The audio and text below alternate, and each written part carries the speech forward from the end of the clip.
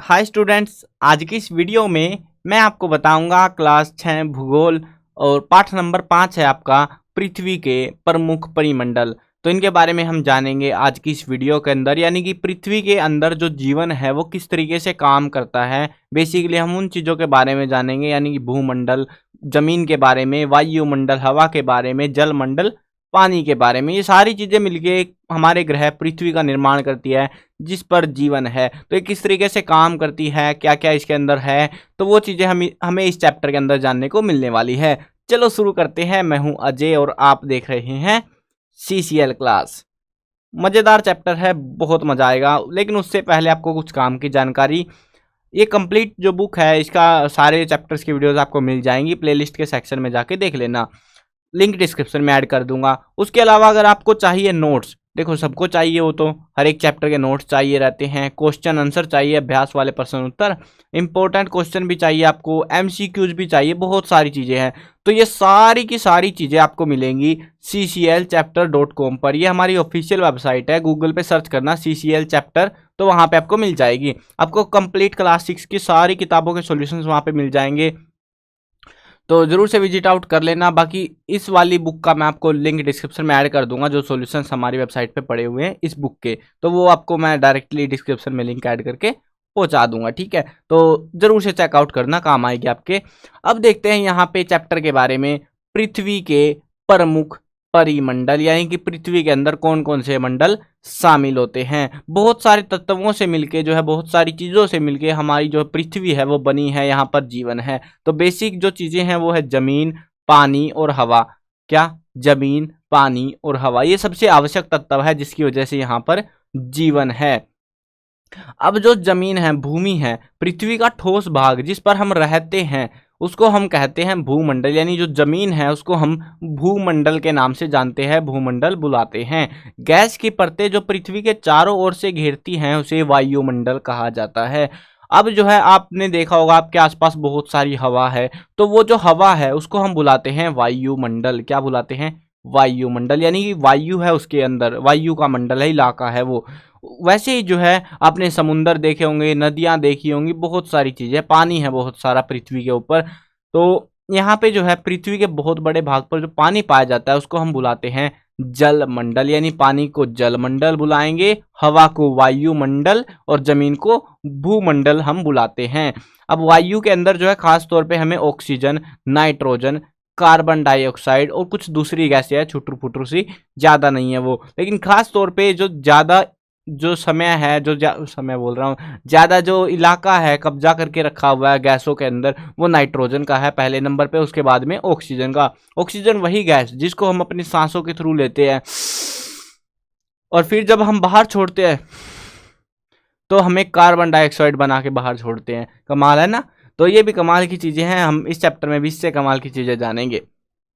अब ये वैसे ही जो है जलमंडल के अंदर, जमीन के अंदर तो कुछ फर्क होता नहीं है, जमीन तो जमीन होती है, वायुमंडल में कई सारी गैसें मिलकर वायु बना रही है। लेकिन जलमंडल के अंदर क्या है, उसमें जो है कई सारी अवस्थाएं देखने को मिलती है हमको, बर्फ, जल, जलवाष्प। यानी जलवाष्प का मतलब है कि बादल हो गए, ऐसी चीजें।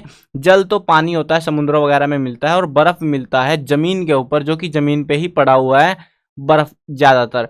तो इस तरीके से जो है पानी का जो पूरा फैला हुआ है, हम इन सारी चीज़ों को अभी तो हम मोटा मोटा सा देख रहे हैं कि किन चीज़ों में क्या क्या है। अब हम आगे जो है इनको डिटेल में समझेंगे कि कौन सी वाली में क्या है, कितनी है, क्या मामला है उनका, सारा वो चीज़ें हमें आगे मिलेंगी। अब पहला टॉपिक है, देखो 3 ही मंडल पढ़ने हैं अपने को।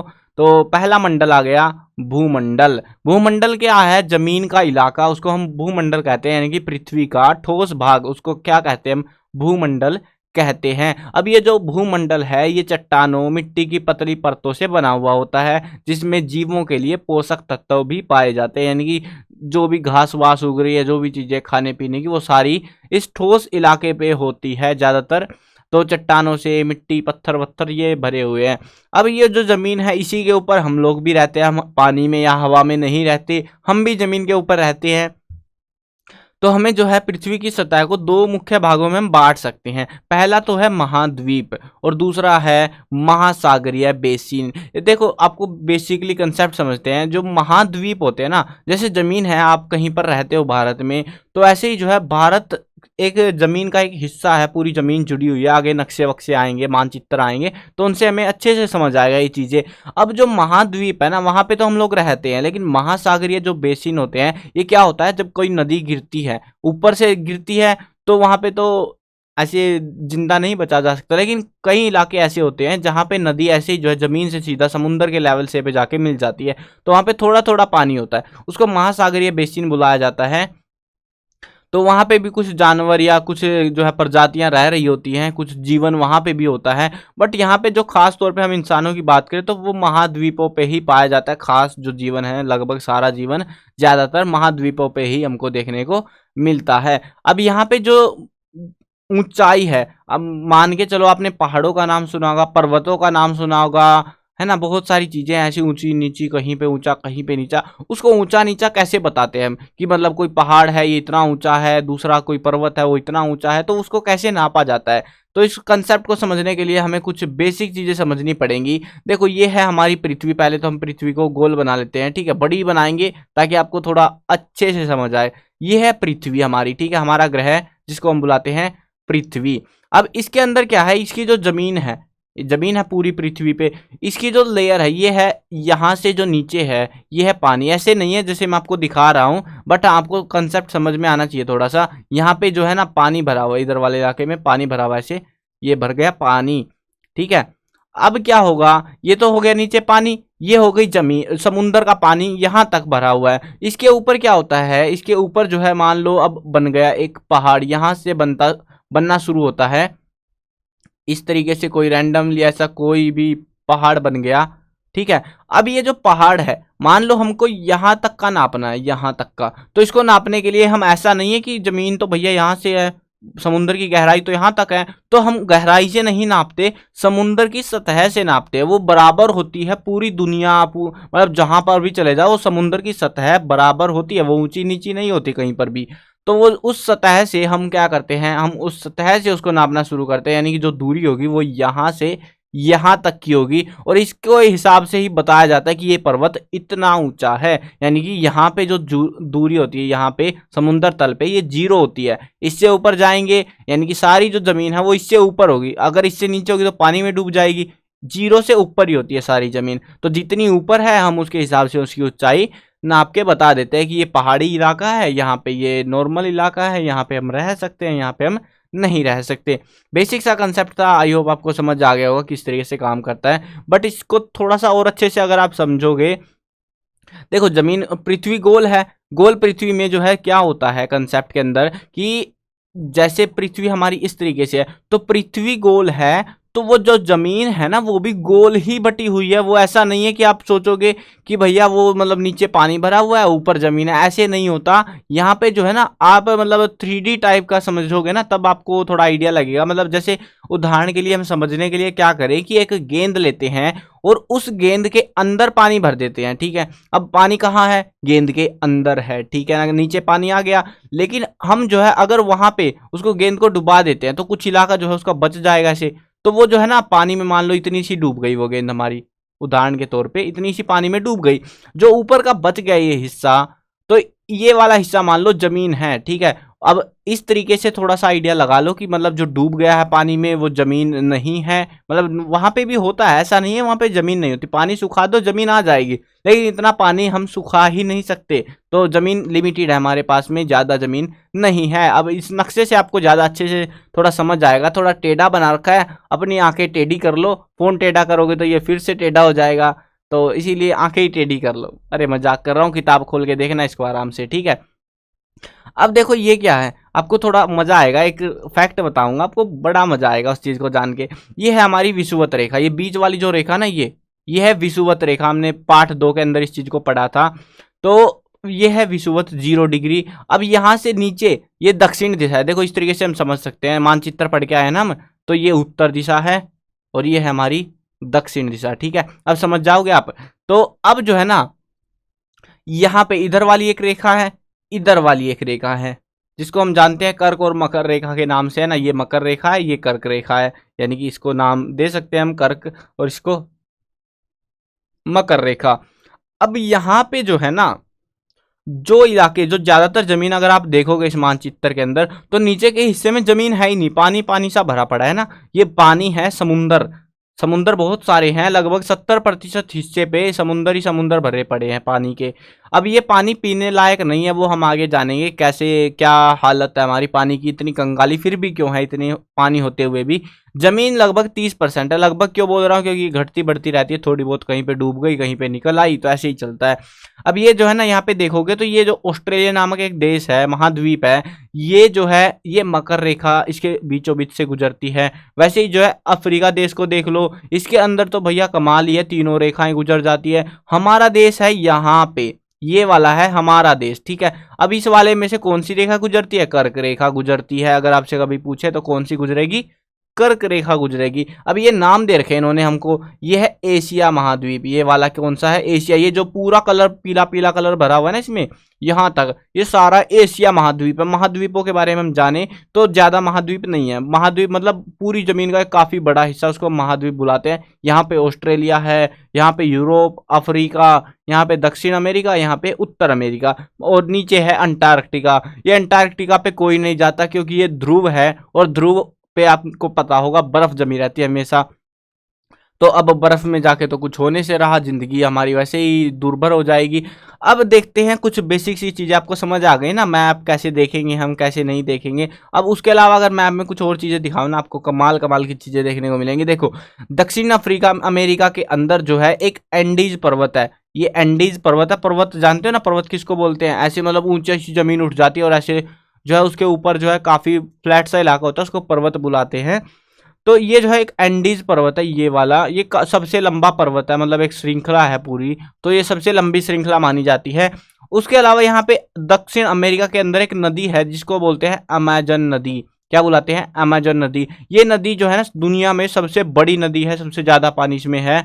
उसके अलावा जो है अगर देखते हैं उत्तर अमेरिका में, तो यहाँ पे एक रॉकी पर्वत है, और यहाँ पे ये उल्टा ही है, कुछ इतनी उल्टा भी नहीं पड़ सकता है मैं, छोड़ो यार। अब देखते हैं आगे, तो यहाँ पे अफ्रीका की बात करें तो अफ्रीका इकलौता ऐसा महाद्वीप है जहां से जो है तीनों रेखाएं गुजरती है, यानी कि कर्क, मकर और विषुवत रेखा। उसके अलावा यहाँ पे ये जो है नील नदी भी इसी देश में बहती है, जो कि काफी बड़ी, सबसे लंबी नदी आई थिंक ये, तो ये भी यहीं पे बहती है। उसके अलावा सहारा रेगिस्तान भी यहीं पे है, ये दुनिया का सबसे बड़ा मरुस्थल है, यानी कि जैसे हमारे भारत में राजस्थान है ना, रेत भरा पड़ा है, तो वैसे ही जो है ये सहारा मरुस्थल है, उससे भी बहुत ज़्यादा खस्ता हालत में, रेत भरा पड़ा है वहाँ पे जीवन के आसार है ही नहीं बिल्कुल भी। और इतना बड़ा महाद्वीप है, उसके बावजूद भी कोई ज़्यादा फर्क नहीं पड़ता, जिंदगी वैसी ही खस्ता हालत में है। अब यहाँ पे इसको देख के आपको एक कमाल की चीज़ बताता हूँ जो कि मैं बताने वाला था।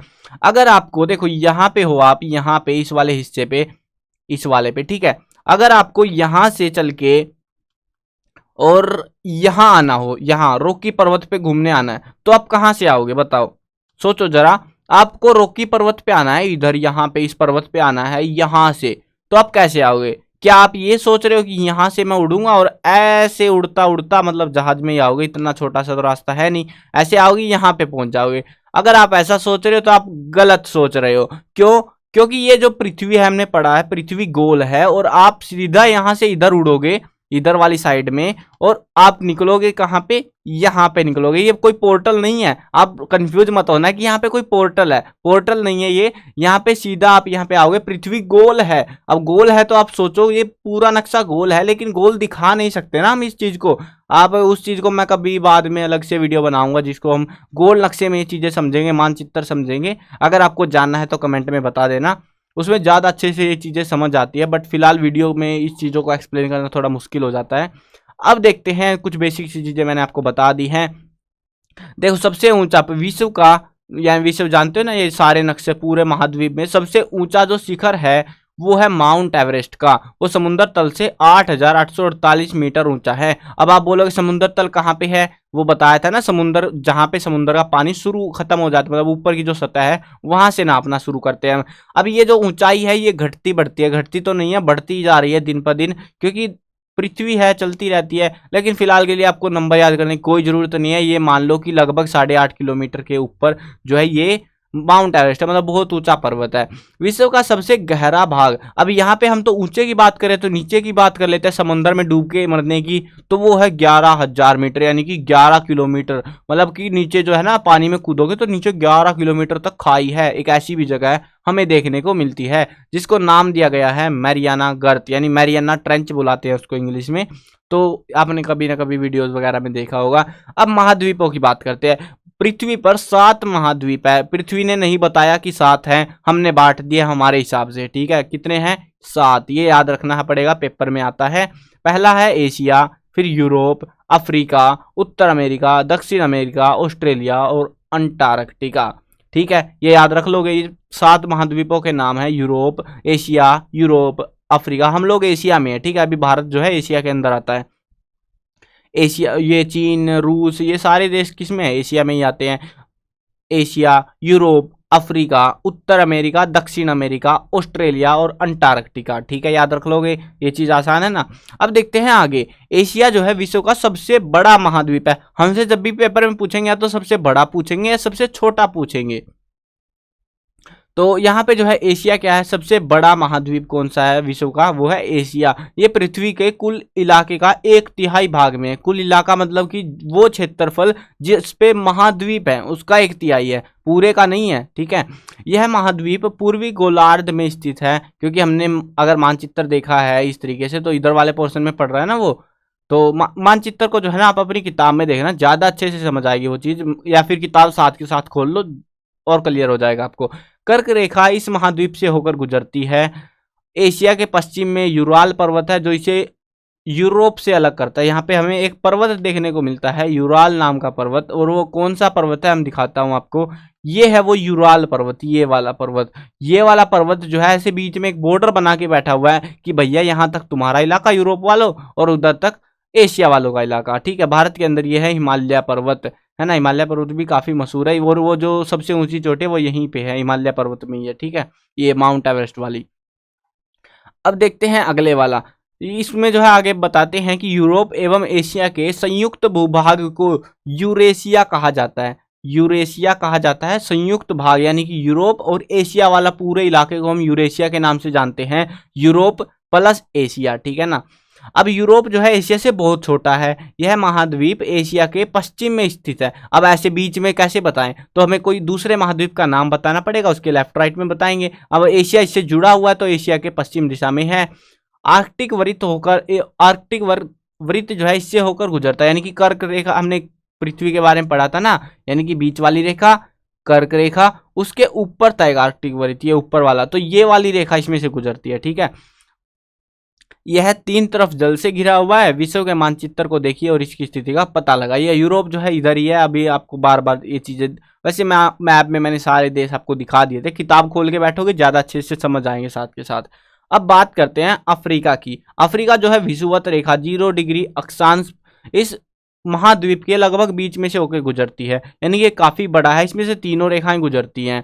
कमाल की बात है ना। इसके अंदर एक सबसे लंबी नदी, विश्व की सबसे लंबी नदी नील नदी जो है इसी अफ्रीका में है। उसके अलावा जो है सहारा का रेगिस्तान भी विश्व का ये सबसे बड़ा गर्म रेगिस्तान है, यानी कि सबसे ज्यादा गर्मी सहारा रेगिस्तान के अंदर होती है। यहाँ पे जीना मौत के बराबर है। तो वो दोनों चीजें यहीं पे मिलती हैं, ठीक है। तो वो कौन सा महाद्वीप है? अफ्रीका महाद्वीप। अब बात करते हैं उत्तर अमेरिका की। विश्व का तीसरा सबसे बड़ा महाद्वीप है उत्तर अमेरिका। यह दक्षिण अमेरिका में एक संक्रिय स्थल से जुड़ा हुआ है जिसे पनामा जल संधि कहते हैं। ये पूछा जा सकता है कि पनामा जल संधि किन 2 देशों के बीच में है, तो आपको पता होना चाहिए अमेरिका के बीच में है, उत्तर अमेरिका दक्षिण अमेरिका, उन दोनों देशों के बीच में है पनामा जल संधि। वो दिखा देता हूं आपको, ज्यादा अच्छे से याद रहेगा। देखो यहाँ पे एक जल संधि है, ये देख रहे हो, ये पूरा उत्तर अमेरिका, ये दक्षिण अमेरिका, यहाँ पे जुड़ा हुआ है, ये पूरा है ना, मतलब यहाँ पे कनेक्टेड है। तो इसको हम बुलाते हैं पनामा जल संधि। यहाँ पे थोड़ा सा रास्ता है, बस हल्का फुल्का सा, कुछ जहाज वहाज निकल जाए, बस ज्यादा रास्ता यहाँ पे हमको देखने को नहीं मिलता। पनामा जल संधि चीज को कहते हैं। अब दक्षिण अमेरिका के बारे में बात करते हैं। दक्षिण अमेरिका का अधिकांश भाग दक्षिणी गोलार्ध में स्थित है, क्योंकि वो नीचे वाली साइड में देखो ये जल स्थल संधि है, वो पनामा स्थल संधि, ठीक है। पश्चिम में से कौन से 2 महासागर स्थित है? विश्व की सबसे लंबी पर्वत श्रृंखला एडीज इसके उत्तर से दक्षिण की ओर फैली हुई है, यानी कि ऐसे वो दिखाया था ना आपको मैंने, वो ऐसे फैला हुआ है एक पर्वत की श्रृंखला, तो वो वाली की बात कर रहे हैं, उसका नाम है एडीज। अब यहाँ पे एक और कमाल का क्वेश्चन है, वो समझते हैं। यहाँ पे अगले वाला है ऑस्ट्रेलिया, तो उसको भी जानेंगे। लेकिन यहाँ पे देखो, ये हमारा भारत, और यहाँ पे आप देखोगे भारत और श्रीलंका के बीच में एक पतला सा जल संधि है। इस जल संधि का नाम क्या है, आपको कमेंट करके बताना है। देखते हैं किस किस को पता है इस जल संधि के बारे में। अब जो है यहाँ पे आगे बढ़ते हैं हम हमारे टॉपिक की साइड में। ऑस्ट्रेलिया, अब हम यहाँ पे पढ़ लिया हमने दक्षिण अमेरिका। यहाँ पे सबसे बड़ी नदी, विश्व की सबसे बड़ी नदी अमेजोन नदी बहती है, यानी सबसे ज्यादा पानी है इसके अंदर। ऑस्ट्रेलिया जो है विश्व का सबसे छोटा महाद्वीप है। हम सबसे बड़ा कौन सा है, एशिया, ठीक है, एशिया, और सबसे छोटा ऑस्ट्रेलिया, ठीक है। इस तरीके से आपको याद रखना पड़ेगा। बीच वालों को कोई नहीं पूछने वाला, छोटा पूछेगा या बड़ा पूछेगा। बड़ा कौन सा है, एशिया, छोटा कौन सा है, ऑस्ट्रेलिया। अब ये जो है सबसे छोटा महाद्वीप है, जो कि पूरी तरह से दक्षिणी गोलार्ध में स्थित है। यह चारों तरफ महासागरों और समुद्रों से घिरा हुआ है, जिसकी वजह से इसको द्वीपीय महाद्वीप भी कहा जाता है। आखिरी महाद्वीप आ गया अंटार्कटिका। ये एक ऐसा महाद्वीप है, सबसे बड़ा है, वैसे तो ये बहुत बड़ा महाद्वीप है, सबसे बड़ा, एशिया से बड़ा नहीं है, मतलब बीच सी में ये भी इससे बड़ा है ऑस्ट्रेलिया से, तो जो कि दक्षिण गोलार्ध में स्थित है। और दक्षिणी ध्रुव इस महाद्वीप के बीच में स्थित है, यानी समझ लो ना, मतलब ऐसे पृथ्वी को अगर आप ऊपर से देखते हो ना, हम ऊपर से देख रहे हैं, अभी ऊपर से देख रहे हैं, यहाँ पे ध्रुव है बिल्कुल, तो यहीं पे है वो, ये वाला इलाका अंटार्कटिका है। तो इसी वजह से यहाँ पे पूरी बर्फ जमी रहती है, और एक मोटी बर्फ की परतों से ये ढका रहता है हमेशा के लिए। और यहाँ पे बस कोई नहीं रहता, कोई इंसान नहीं रहता, सिर्फ यहाँ पे शोध केंद्र बने हुए हैं, यानी कि रिसर्च सेंटर बने हुए हैं। भारत वालों के भी है, यहाँ पे 2 सेंटर है, मैत्री और दक्षिण गंगोत्री के नाम से 2 सेंटर हमें भारत वालों ने भी वहाँ पे बना रखे हैं। वहाँ पे किसी का कोई ऐसा खास अधिकार नहीं है, कोई सरकार नहीं है, कुछ नहीं है वहाँ पे, क्योंकि इंसान ही नहीं है वहाँ पे एग्जैक्टली। अब ये तो रही बात जमीन के बारे में, लेकिन पृथ्वी पर जमीन नहीं है। जमीन तो 30% के अराउंड ही है, मतलब 29-30%। सारा पानी भरा हुआ है। पृथ्वी को नीला ग्रह कहा जाता है, क्यों? क्योंकि 71% भाग पानी से और 29% भाग जमीन का है, यानी कि 71% या एग्जैक्टली नहीं होते आंकड़े, थोड़े बहुत ऊपर नीचे चलते हैं इनके, तो याद कर लो यार, 70-30 याद कर लो, 71-29 कर लो, कुछ भी कर लो, एक को याद कर लो, दूसरा अपने आप हो जाता है। जल मंडल में अब यहाँ पे देखते हैं तो जल के सभी स्वरूप उपस्थित होते हैं, सभी रूप। यहाँ पे जो है महासागर, जल मंडल के अंदर आप बोले महासागर, नदियां, झीलें, हिम नदियां, भूमिगत जल यानी कि जमीन के नीचे जो ट्यूबवेल से पानी निकालते हैं वो वाला पानी भी, वायुमंडल में जो भी भाप बादल उड़ रहे हैं, सारे पानी को हम जलमंडल बुलाते हैं, जलमंडल के अंदर शामिल करते हैं। अब यहाँ पे क्या दिक्कत है कि पृथ्वी पर जो है ना पाए जाने वाले जल का 97% से अधिक भाग महासागरों में पाया जाता है, यानी कि 97.5% दिखा रखा है इन्होंने हमको, जो कि समुद्रों के अंदर, समुद्र होते हैं छोटे, महासागर होते हैं बड़े बड़े, उनके अंदर समुद्र, उनके अंदर होते हैं वो सारी चीजें, मतलब सारा पानी महासागरों में भरा हुआ है लगभग। और थोड़ा 2.5% के अराउंड जो पानी है वो अलवण पानी है। अब दिक्कत क्या है, देखो मैं कंसेप्ट समझाता हूँ। ये जो अलवण पानी है ये या तो बर्फ में जमा हुआ है या फिर जो है नदियों में बह रहा है। अब ये नदियां वापस घूम फिर के महासागरों में कूद जाती है, और जिसकी वजह से पीने के पानी की किल्लत रहती है, क्योंकि पीने का पानी, ये पानी पीने का नहीं है। ये 97% पानी पीने के लिए लायक है ही नहीं, ये इतना खारा है कि आप बीमार हो जाओगे, तो इसको हम पी नहीं सकते। और ये पीने का है, ये यहाँ पे आके मिल जाता है वापिस से, तो ये पूरा चक्कर चलता रहता है। लेकिन हम यहाँ पे बीच में फंस जाते हैं, क्योंकि हमारे पास इतना पानी है, इसमें से आधे से ज्यादा पानी तो अंटार्कटिका और इधर अलग अलग जगहों पे बर्फ जमा पड़ा है, पहाड़ों पे बर्फ जमे पड़े हैं, तो वो पानी है। और रहा थोड़ा बहुत बचा खुचा पानी, जिससे हमारी पूरी जीवन काल चलता रहता है।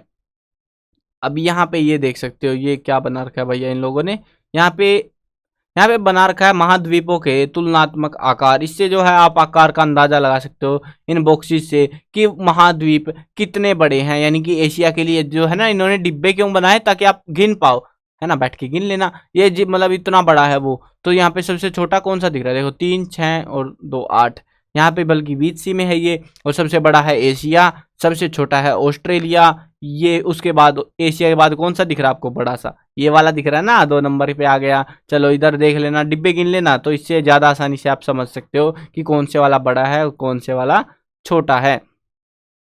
अब यहाँ पे जो है महासागरों की बात करते हैं हम, खास तौर पे महासागरों में ही पानी है तो वहीं की बात करेंगे। महासागर, 5 महासागर है खास तौर पे जो इनका नाम हम जानते हैं। महासागर में जो है पानी कभी भी रुका हुआ नहीं रहता, वो हमेशा दौड़ता रहता है इधर उधर इधर उधर। कभी तरंगे आ रही हैं, कभी ज्वार भाटा आ रही है, मतलब बाढ़ से आई रहती है पानी के अंदर ही। तो 5 प्रमुख महासागर हमें देखने को मिलते हैं। प्रशांत महासागर, अटलांटिक महासागर, हिंद महासागर, दक्षिणी महासागर और आर्कटिक महासागर। कितने महासागर है? 5। प्रशांत महासागर सबसे बड़ा महासागर है, प्रशांत महासागर। उसके बाद में अटलांटिक महासागर, हिंद महासागर, दक्षिणी महासागर और आर्कटिक महासागर। ठीक है ना, ये महासागर हैं। और अब हम इनके बारे में थोड़ा अच्छे से जान लेते हैं कौन सा महासागर कैसे हैं। तो पहले हम जानते हैं प्रशांत महासागर के बारे में। प्रशांत महासागर सबसे बड़ा महासागर है। यह पृथ्वी का 1/3 भाग पर फैला हुआ है, मतलब जो पानी का इलाका है उसका 1/3 कब्जा करके बैठा हुआ है। पृथ्वी का सबसे गहरा भाग, क्योंकि सबसे बड़ा भी यही है और सबसे गहराई वाला जो मैरियाना ग्रंथ हम पढ़ रहे थे, गर्त मैरियाना ट्रेंच के बारे में, तो वो भी प्रशांत महासागर में ही है। प्रशांत महासागर लगभग वृत्ताकार है, मतलब गोल सा ही है, क्योंकि दो ऐसे नक्शे के आधा में, मतलब जो चकोर नक्शा जो बना रखा है ना आपकी किताब में, नक्शा साथ रखना पड़ेगा आपको वो वाला, उसके बिना आप नहीं समझ पाओगे। तो आधा तो जो है ना ऐसे से कुछ है प्रशांत महासागर, और आधा कुछ इधर के इलाके से में पड़ता है। तो इसी वजह से इसको गोल करोगे तो ये पूरा लगभग गोल सा जो आपको दिखाई पड़ेगा प्रशांत महासागर। एशिया, ऑस्ट्रेलिया, उत्तर दक्षिण अमेरिका इसके चारों ओर स्थित है। यानी कि एशिया, यानी कि यहाँ पे एशिया पड़ता है ना, यहाँ पे ऑस्ट्रेलिया पड़ता है, इधर वाली साइड में अमेरिका, उत्तर अमेरिका और दक्षिण अमेरिका। ठीक है, तो ये जो देश हैं, ये जो महाद्वीप है, देश बोल रहा हूँ, ये जो महाद्वीप है ये इसके साथ में लगते हैं, मतलब इसके चारों ओर ये जो है स्थित पड़ता है। और प्रशांत महासागर के चारों ओर इन महाद्वीपों की स्थिति का हमें पता लगाना है। पता लगा लिया ना, बहुत आसान है। अब देखते हैं अटलांटिक महासागर। विश्व का दूसरा सबसे बड़ा महासागर है अटलांटिक महासागर। यह अंग्रेजी भाषा के एस अक्षर के समान आकार का है। इसके पश्चिमी किनारे पर उत्तर दक्षिण अमेरिका और पूर्वी किनारे पर यूरोप एवं अफ्रीका हैं। अब देखो इसको कैसे समझेंगे। यहाँ पे पड़ता है बीच में यूरोप, कहाँ पे? यहाँ पे पड़ता है हमारा बड़ा सा एक देश है, क्या नाम है उसका? अफ्रीका। अब ये जो है ना, यहाँ पे ये बीच का जो इलाका बच गया आपका, ये वाला इलाका, तो ये कुछ ऐसी सी शेप बनाता है ये वाला, तो इस वजह से हम बुला रहे हैं कि ये एस अक्षर के समान हमको दिखाई पड़ता है। और ये अटलांटिक महासागर यहाँ पे पड़ता है। ठीक है, पहचान लोगे ना कहाँ पर कौन सा महासागर पड़ता है। ये वाला कौन सा है? प्रशांत महासागर। ये वाला अटलांटिक महासागर। महाद्वीप पहचानने आसान है। महाद्वीप ये वाला अमेरिका, कौन सा? उत्तर की साइड है उत्तर अमेरिका, नीचे वाली साइड है दक्षिण अमेरिका, दक्षिण है ना इधर। यहाँ पे ऑस्ट्रेलिया, यहाँ पे एशिया, यूरोप और अफ्रीका, और नीचे है एक अंटार्कटिका अलग से जिसपे कोई रहता ही नहीं है। ठीक है, तो आसान है यार, मैप समझना, आप बस पता नहीं क्यों ही कंफ्यूज रहते हो। चलो आगे देखते हैं। आगे यहाँ पे बताते हैं, यह अनियमित एवं दंतुरित तट रेखा प्राकृतिक पोताश्रयों एवं पतनों के लिए आदर्श स्थिति है। क्यों? क्योंकि देखो ये ऐसी स्थिति होती है, जो नक्शा है ना यहाँ पे अगर देखोगे इस महासागर में ऐसे से जो है किनारे पड़ते हैं, जिसकी वजह से यहाँ पे आयात निर्यात बहुत ज्यादा होता है। मतलब जहाज, समुद्री जहाज यहाँ पे सबसे ज्यादा व्यस्त महासागर है अटलांटिक महासागर, जिसके ऊपर जहाज चलते ही रहते, इतने भर भर के जहाज इधर उधर होते हैं ना, जिसका कोई हिसाब किताब नहीं है। तो सबसे व्यस्त महासागर है ये हमारा अटलांटिक महासागर। अब हमारा महासागर, हमारे देश का महासागर हिंद महासागर, एक ऐसा महासागर है जिसका नाम किसी देश पर पड़ा है। देश के नाम पर पहला महासागर है और आखिरी भी यही होगा शायद। मतलब अभी फिलहाल के लिए इकलौता ऐसा महासागर है जिसका नाम किसी देश के नाम पर पड़ा है। हिंदुस्तान के नाम पे, अपना भारत के नाम पे इसका नाम रखा गया है हिंद महासागर। यह महासागर लगभग त्रिभुजाकार है, यानी कि भारत कुछ ऐसा सा है ना, तो भारत के इसी दायरे से में कुछ ये फैला हुआ है ऐसे से। इसके उत्तर में एशिया, यानी कि इधर आएंगे तो एशिया ही पड़ता है ना। पश्चिम में अफ्रीका, पश्चिम कौन सा है? इधर वाला, इधर वाले में क्या है? अफ्रीका पड़ता है। आपको लोकेशन याद होनी चाहिए, ऐसे वो मैप समझ लेना, आधी चीजें आपके आराम से लिखने के लायक हो जाएंगे, आप आराम से पेपर में मस्त नंबर लाओगे इस चैप्टर से। पश्चिम में अफ्रीका और पूर्व में ऑस्ट्रेलिया स्थित है। पूर्व यानी कि इधर वाली साइड, नीचे वाली साइड पूर्व में क्या है? ऑस्ट्रेलिया है। यहाँ यहीं पे तो पड़ता है ऑस्ट्रेलिया, तो यहाँ पे ऑस्ट्रेलिया स्थित है। दक्षिणी महासागर, अब हमने ये पढ़ लिया, दक्षिणी महासागर कहाँ पे मिलेगा? दक्षिण में मिलेगा, ऑब्वियस सी बात है, इसके नीचे है, थोड़ा सा ही है। अंटार्कटिका महाद्वीपों को चारों ओर से घेरता है और कुछ काम नहीं, छोटा सा ही है वो। यह अंटार्कटिका महाद्वीप से उत्तर की ओर 60 डिग्री दक्षिणी अक्षांश तक फैला हुआ है। आर्कटिक महासागर। अब ये आर्कटिक कहाँ पे है? देखो हमने यूरोप पढ़ा था ना, यूरोप इधर से किधर पड़ता है ना, ऊपर के इलाके में। ये एशिया है, एशिया के साइड में यूरोप है। अब यूरोप के ऊपर है वो, यूरोप के ऊपर वाले हिस्से में जो है महासागर है, जिसको हमने नाम दिया है आर्कटिक महासागर। ये उत्तर ध्रुव वृत्त में स्थित है और यह उत्तर ध्रुव के चारों ओर फैला हुआ है। यह प्रशांत महासागर से छिछले जल वाले एक संकरे भाग से जुड़ा हुआ है। प्रशांत महासागर से है ना, ध्यान रखना, जिसे बैरिंग जल संधि के नाम से जाना जाता है। आपसे पूछा जाएगा बैरिंग जल संधि कहाँ पर है, मतलब किसके बीच में है, तो वो जो है आर्कटिक महासागर और प्रशांत महासागर के बीच में। वहां पे से एक पतली सी संकरी सी गली निकल रही है और वही गली को हम बैरिंग जल संधि के नाम से जानते हैं। आपको मैप में दोबारा लेके चलूंगा क्योंकि अभी हमने कंसेप्ट समझ लिया है। अब हम मैप पे एक बार वापस जाने की हिम्मत कर सकते हैं कि भैया हाँ अब हमें ले चलो, अब हमें ज़्यादा अच्छे से याद हो जाएगा, हमें अच्छे से समझ आ जाएगा। चलो, अरे आजा नीचे भैया, बहुत दूर हम पहुंच गए थे पढ़ते पढ़ते, है ना। मस्त मज़ा आ रहा होगा ना पढ़ने में। तो आपको अगर मज़ा आ रहा है तो वीडियो को लाइक भी कर देना। अभी देखो हम यहाँ पे अब कंसेप्ट समझते हैं। हमने महासागर पढ़ लिया। देखो ये है प्रशांत महासागर, यहाँ से लेके ऐसा सा कुछ प्रशांत महासागर फैला हुआ है। नीचे है ये वाला इलाका, इतना सा जो इलाका है ये है दक्षिणी महासागर। ये दक्षिणी महासागर हो गया हमारा। ये है ऑस्ट्रेलिया, ये है एशिया, और एशिया के यहाँ पे जो नीचे वाला जो इलाका है, ये वाला इलाका जो पड़ता है, ये है हमारा हिंद महासागर का इलाका। ठीक है, ये वाला इलाका कौन सा है? हिंद महासागर का इलाका है। यहाँ पे पड़ता है अफ्रीका, यहाँ पे यूरोप, और उसके बाद में जो है ये है अटलांटिक महासागर। सबसे व्यस्त महासागर है ये। और इसके व्यस्त होने का कारण क्या है? क्योंकि जो अमेरिका है ना, अमेरिका अपना ज्यादातर सामान इधर भेजता है, या फिर वो क्या करता है, वो यहाँ से ऐसे भारत की साइड भेजता है। ठीक है, तो अब ये हिंद महासागर भी व्यस्त है, लेकिन वो इतना व्यस्त नहीं है क्योंकि अटलांटिक में तो पूरी ट्रेड चल रही है, ऐसे ऐसे ऐसे पता नहीं कहाँ कहाँ जा रहा है सामान। ज्यादातर सामान ऐसे ऐसे ही रूट बने हुए हैं उनके पूरे, तो इस वजह से ये सबसे ज्यादा व्यस्त रहता है। अब हमने जाना था कि अटलांटिक महासागर एस के आकार में, देखो एस बना सकते हैं क्या हम इसमें? देखो, अरे थोड़ी बड़ी कर लेते हैं ब्रश को, मजा आएगा, है ना। छोटी ब्रश में मजा नहीं आ रहा है ऐसे बनाने में। देखो अब मजा आएगा आपको ऐसे दिखने में। देखो ये हो गया हमारा एस। बना कुछ एस? बना कि नहीं बना एस? अब इसको मैं आपको थोड़ा सीधा कर लेना, फिर समझ आ जाएगा। एस बन गया इसमें। ठीक है, तो इस तरीके से जो है इसको एस आकार में देखा जाता है। यहाँ पे ये है हमारा आर्कटिक महासागर। कौन सा? आर्कटिक महासागर। और ये महासागर बिल्कुल एक पतले से संकरे से इलाके में, देखो ये, इसको हम बुलाते हैं बेरिंग जल संधि। क्या बुलाते हैं? बेरिंग जल संधि। इस जल संधि को पनामा जल संधि हम बुलाते हैं। ठीक है, ये बेसिक सी बातें हैं, आपको पता होनी चाहिए। अब चलते हैं हम वापिस उसी पेज पे जहाँ से हम वापिस भाग आए थे पढ़ते पढ़ते, और हम हमारे आखिरी टॉपिक पे पहुंच चुके हैं, वायुमंडल। हमने दो मंडल पढ़ लिए, भूमंडल और जलमंडल। अब हम आखिरी टॉपिक पढ़ते हैं, वायुमंडल। वायुमंडल के बारे में हम पढ़ लेते हैं यहाँ पे। अब यहाँ पे जो है ना, एक चीज कमाल किया, देखो इस फोटो को देखो आप, और फोटो देख के आप समझ सकते हो कि कैसा है यार। बट इतना आसान सा है। देखो जमीन है, ठीक है, जमीन है, उसका पहला मंडल है क्षोभ मंडल, समताप मंडल, फिर मध्य मंडल, फिर आयन मंडल, फिर बरही मंडल। ठीक है, इस तरीके से इन मंडलों के नाम रखे गए हैं। अब यहाँ पे जो है शोभ मंडल के अंदर पैराशूट उड़ाते हैं, जहाज वहाज, ये सारे शोभ मंडल के अंदर उड़ रहे होते हैं।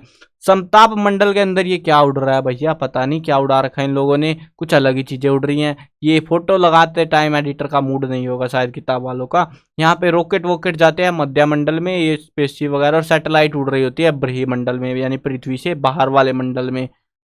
ठीक है, अब देखते हैं यहाँ पे इसको चीज़ों को सारा अच्छे से समझ लेते हैं, किताब में क्या बता रखा है हमको। हमारी पृथ्वी चारों ओर से गैस की एक परत से घिरी हुई है। ये कंसेप्ट थोड़ा सा कंफ्यूजिंग लगेगा आपको, बट इसको समझना पड़ेगा। देखो क्या सीन है कि पृथ्वी है गोल, ठीक है, ये हो गई हमारी पृथ्वी। अब इसके बाहर जो है ना, हम देखेंगे अगर, तो इसके बाहर एक परत बनी हुई है हवा की। ये थोड़ा अजीब नहीं हो गया कुछ? चलो यही मान लेते थे। देखो इतना टेढ़ा मेढ़ा होता है यार, अब डायग्राम मेरे को इतने नहीं आते बनाने, काम चला लो इसी से। ठीक है, अब यहाँ पे क्या है, पृथ्वी जो है गोल है।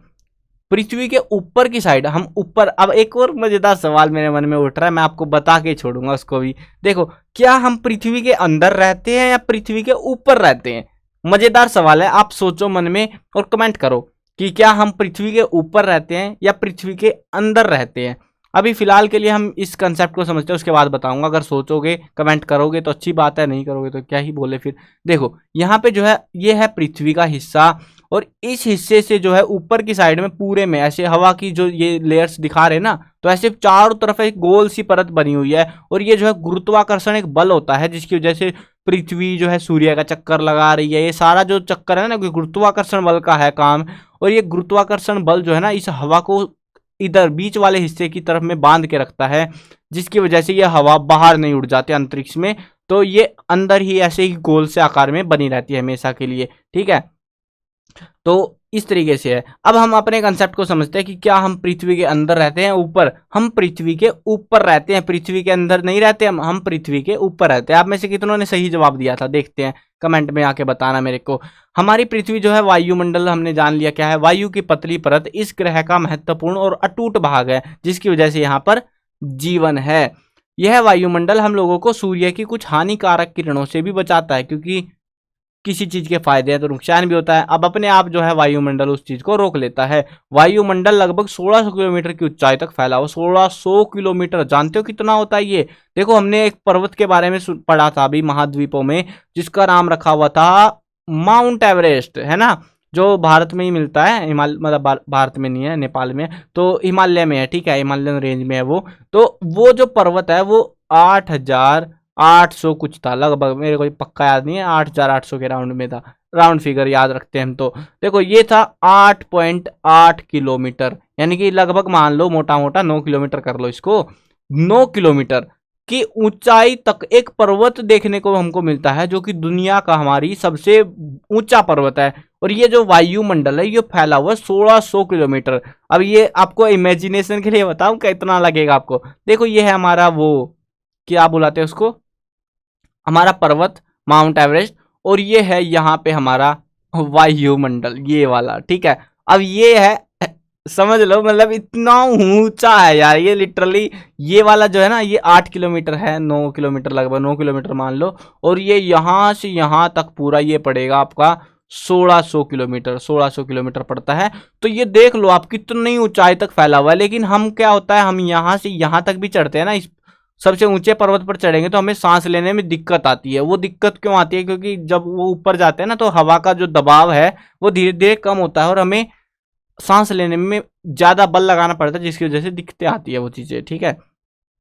वायुमंडल को, उसके घटकों, तापमान और अन्य के आधार पर 5 परतों में हमने बांट रखा है। परतों के नाम ये लिखे हुए थे, वैसे मैंने अब दोबारा बता देता हूँ। शोभ मंडल, समताप मंडल, मध्य मंडल, आयन मंडल, बृहिमंडल, सारे मंडल इकट्ठे मंडल, ठीक है। तो ये मंडल है जिनको जो है हम यहाँ पे देखे हैं। अब जो है देखते हैं यहाँ पे वायुमंडल। वायुमंडल के अंदर जो है खास तौर पे वायुमंडल अहम योगदान देता है हमको, क्योंकि यहीं पे ऑक्सीजन है, यहीं पे नाइट्रोजन है, और नाइट्रोजन का बना है, जो कि साफ एवं शुष्क हवा का 99% भाग है। यानी कि बढ़िया जो हवा है ना, सांस लेने लायक जो हवा है, वो यहीं पे हमको देखने को मिलती है।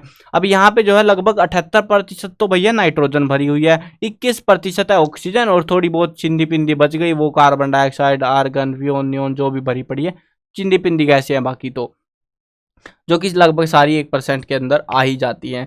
ऑक्सीजन जो है सांस लेने के लिए जरूरी होती है, जबकि नाइट्रोजन हम जो प्राणी हैं उनकी वृद्धि के लिए आवश्यक होती है। क्या?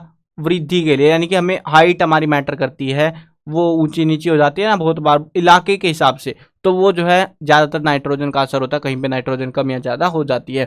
कार्बन डाइऑक्साइड यद्यपि बहुत कम मात्रा में है, लेकिन यह पृथ्वी के द्वारा छोड़ी गई ऊष्मा को अवशोषित करती है, यानी कि पृथ्वी को गर्म रखने का काम करती है। अगर कार्बन डाइऑक्साइड गैस हमारी पृथ्वी से निकल के भाग गई, फरार हो गई, हमारी पृथ्वी में नहीं रही, तो होगा क्या कि पृथ्वी ठंडी पड़ जाएगी, और यहाँ पे हर समय हर इलाके में जहाँ पे गर्मी है वहाँ पे भी बर्फ जमना स्टार्ट हो जाएगा।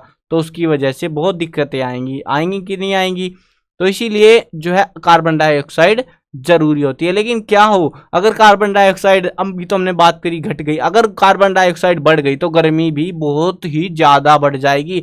आजकल गर्मी बढ़ने लग गई ना, अभी गर्मियों के टाइम में तो गर्मी आती है, लेकिन बहुत ज्यादा गर्मी होने लगी है। वो क्यों? क्योंकि पेड़ पौधे क्या करते हैं, पेड़ पौधे जो है कार्बन डाइऑक्साइड को लेते हैं और ऑक्सीजन देते हैं, लेकिन पेड़ पौधे हो गए हैं कम, और ऑक्सीजन की थोड़ी सी किल्लत हो गई आजकल, माना जाता है एस्टीमेट के हिसाब से। ये 21% बता रहे थे ना हमको कि 78% नाइट्रोजन, 21% ऑक्सीजन, ये लगभग 20 के अराउंड में रह गई है। 20%, 19 या 20 के अराउंड की रेंज में है, 21 नहीं बची है। ठीक है, ये किताब में लिखा गया था जब लिखा गया था, और इसीलिए जरूरी है, हर जगह ये बात चल रही है कि पेड़ पौधे लगाओ और ताजी हवा पाओ। तो आप भी लगाना एक पेड़ पौधा। ऑक्सीजन जो है सांस लेने के लिए जरूरी है, ये हमने पढ़ लिया है इसके बारे में।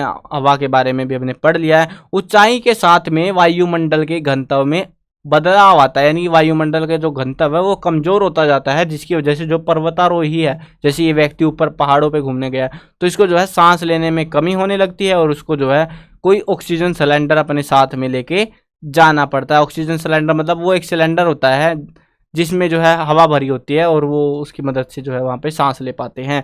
अब ये डायग्राम बहुत प्यारा डायग्राम है, इससे आप समझ सकते हो क्या कौन सा मंडल कहाँ पे है। ये है हमारा प्यारा जलमंडल यानी पानी, ठीक है। ये है हमारा, ये भी जलमंडल ही है, ठीक है। ये है जमीन, इसको हम बुलाते हैं स्थल मंडल, और ये हवा है जिसको हम बुलाते हैं वायुमंडल। इस डायग्राम से बहुत अच्छे से समझ आ गया होगा कौन सी चीज क्या है, ठीक है ना।